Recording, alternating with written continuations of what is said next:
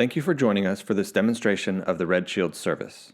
The RedShield service process begins with a set of known issues or a penetration test provided by the customer detailing known vulnerabilities that require shielding. To demonstrate the service, we have built a vulnerable web application and performed a penetration test to identify the vulnerabilities of the application. The application itself is a standard ASP.NET based application hosted in the cloud using Amazon Web Services. For the purpose of this demonstration, we have two URLs, one with direct access to the application without any shielding services, and a second URL that's routed through the shielding service. The direct access URL is http or https www.0-days.net, and the shielded URL is http or https redshield.0-days.net. It's important to note that this split URL scenario is only for demonstration purposes so that we can show vulnerabilities with and without shielding in place easily. In a production scenario, split URLs are not required. Also, the application server is the same server for both the shielded and the unshielded URLs. No server-side code is modified for this demonstration. The application is just simply a basic e-commerce site that sells various exploits for use on the internet. It has a user registration service and login, a products page, a shopping cart, a 4-step checkout order process, an order history page, and finally a couple of static information pages, about and contact. As mentioned previously, the RedShield service starts with known issues, typically in the form of a penetration test. For this demo, we have a penetration test performed by Acme Security LLC, a fictitious penetration testing company that details the vulnerabilities of the unshielded site. Per the penetration test results seen here, the site has 17 vulnerabilities ranging in severity from low to critical. For the purpose of this demo, we will focus on 4 of the vulnerabilities from the list. Those are SQL injection, weak passwords, and 2 forms of functionality abuse against the business logic of the application. Of those vulnerabilities listed, these specific vulnerabilities were chosen because they illustrate dangerous technical flaws and stateless attacks like SQL injection that, admittedly, can be resolved using industry tools such as WAFs, as well as application and business logic vulnerabilities like weak passwords and direct object reference vulnerabilities that cannot be mitigated with other industry tools and thus require our advanced shielding objects to resolve without application code remediation. Before we dive into the first vulnerability demo, there is one more important piece of the RedShield service that I'd like to share, and that is the RedShield Client Portal. The Client Portal is a place where our customers interface with our processes and our experts. It's also the place where customers can view reports and track any issues. During the onboarding process, customer penetration tests, along with any other known issues, are ingested and correlated using a proprietary RedShield intelligence engine that we call RedBrain. RedBrain ingests penetration test findings and other vulnerabilities and correlates them to our shield library, thus helping us to build a shielding plan specific to a customer's needs. All of this, plus our management and validation tools findings, are available to our customers to view inside the portal in real time.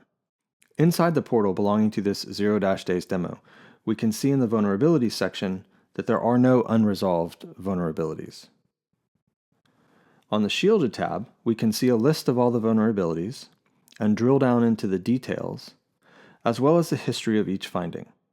By clicking into the vulnerabilities, we can see evidence of the findings, solutions, and comments for each vulnerability.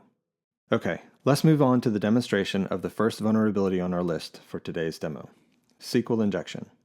The search on the main products page is vulnerable to SQL injection attacks.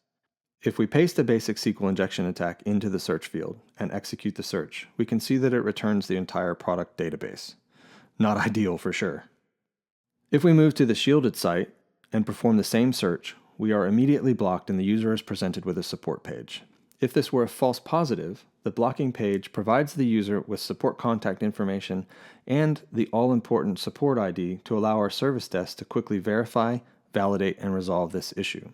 It's worth noting at this point that the shielded site displays the RedShield logo instead of the 0-days logo to easily make the distinction between the shielded and the unshielded sites. Now, as I mentioned earlier, no server-side code was modified for this demonstration. So to do this logo change, we created a custom shielding object and rewrite the server response on its way to the client inline. This is a powerful capability that we will leverage in the next demonstration around weak passwords.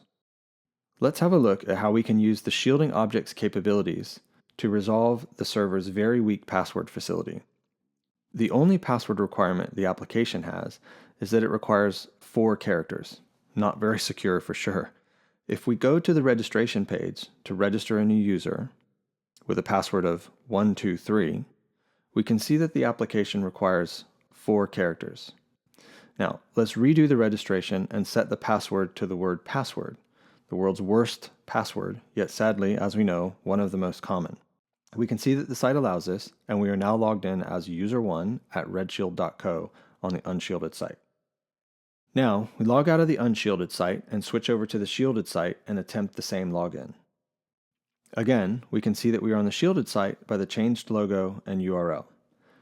Attempting to log in as user1 with the weak password of password, the shielded site interrupts our login and redirects us to the change password page.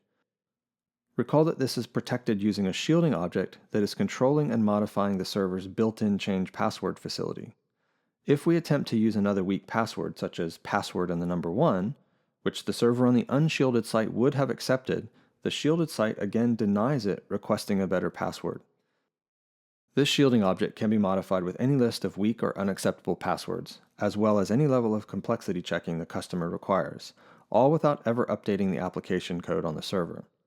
At this point, no user would be allowed to log in with a weak or common password. Pretty powerful stuff here, being able to use the existing password change facility and augmenting it in line to enforce security standards. Let's select a better password and move on.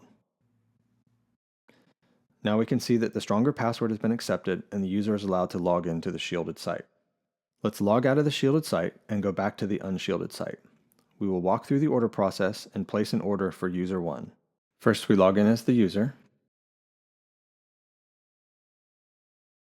Add some exploits to our cart. Add the shipping details, payment details, and then place the order. Now that we have gone through the standard order process, let's have a little fun and manipulate the process to try and get some free products. First, we will clear out our cart. Next, we will add some exploits to our cart, and then begin the checkout process. What if we tried to skip a step, say the payment step, just by editing the URI path? Let's try it. We will replace step 3 with step 4 in an attempt to bypass the payment step, which seems to work. Now, let's see if we can place an order and get our products for free. Hey, yes, we can. And we see that we now have a new order number 10, that we didn't pay for. This is an example of an application logic error, and while some more advanced web application firewalls could possibly be configured to mitigate this, many could not resolve this issue. Logging out of the unshielded site and moving back over to the shielded site, we clear the cart and place another order.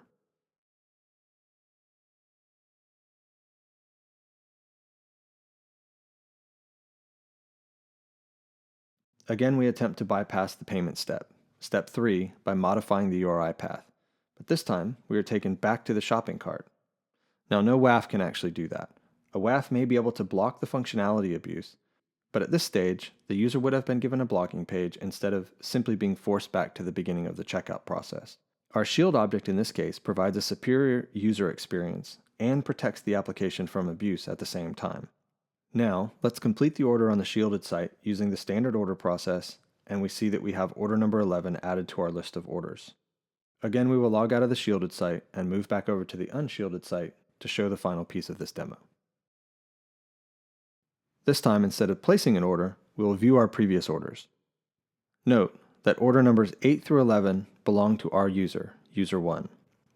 By clicking on the details link for one of our orders, we can see the details for that order. And notice that there's an ID parameter in the URI path that correlates to our order number. If we change that parameter value, a poorly coded application might allow us to view another user's orders. Let's try it. We will change the order ID parameter to equal 7, and we see that we can in fact see another user's orders, in this case, user 2. Now, let's log out of the unshielded site and log into the shielded site and attempt the same exploit. we log into the shielded site, click to view our orders, click the details of order number 8, and modify the parameter to order ID equals 7. This time, the user is sent to a blocking page, as this is clearly abuse by the user and would serve no function to be redirected. Like the previous example, this is a logic flaw, this time using parameter tampering. The application does not protect against this type of functionality abuse. Unlike the previous example, where an advanced WAF could be programmed to enforce a particular path to be accessed in a logical order such as URI path / step 2 must come through URI path step 1, and URI path / step 3 must come from URI path step 2, etc. This form of parameter tampering cannot be protected in the same way, and even an advanced WAF has no way to correlate a user to a particular parameter value, and thus it cannot provide this protection. A WAF can, of course, enforce parameter values and types, but we didn't do anything wrong with parameter values and types. A WAF cannot make the leap to understand the context for users and thus cannot resolve this flaw. Before RedShield's microservices shielding objects, the only way to mitigate this issue was with proper coding in the application. This is an incredibly powerful protection that can be deployed very quickly, giving an organization the time to properly remediate their application code while still protecting its users. Shield first, then remediate. Thank you for watching this demonstration presentation. For more information, please visit www.redshield.co or contact RedShield Sales at sales@redshield.co.